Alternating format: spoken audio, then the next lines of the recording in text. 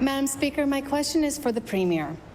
Earlier this week, the Premier apologized to Nova Scotians living with disabilities for, quote, years of historic systemic discrimination, end quote, stating that, quote, it is how we collectively treat our most vulnerable citizens that defines us as a society, end quote.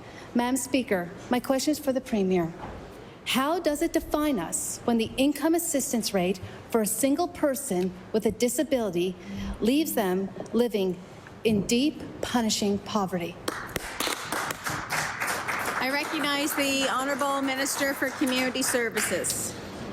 Thank you, Madam Speaker, and thank you to the member opposite for the question. And certainly, we've recognized, certainly with the apology, that people with disabilities should be living in the community of their choice, and certainly should be empowered to make the decisions that they need to support their needs and personal fulfillment. And certainly, we're embarking on a generational transformation regarding how the province supports people with disabilities. And I certainly want to acknowledge kind of the contributions of persons with disabilities, their families, the communities for their engagement and input in this process. And Madam Speaker, we're continuing to move forward with this and looking forward to working with certainly the disability community on meeting the needs of that remedy. Thank you, Madam Speaker. The Honourable Member for Cape Breton Centre, Whitney Pier. Thank you, Madam Speaker. Increasing income assistance rates is one of those ways that it can help. Madam Speaker, the income assistance rate for someone living with a disability is only $950 per month.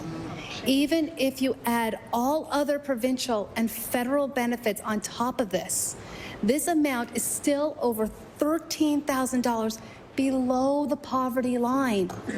In his apology, the Premier said, quote, vulnerable people rely on their government to level the playing field, and we have failed Nova Scotians living with disabilities in this regard, end quote.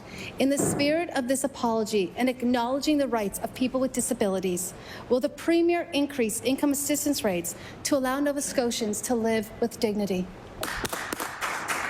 The Honourable Minister for Community Services.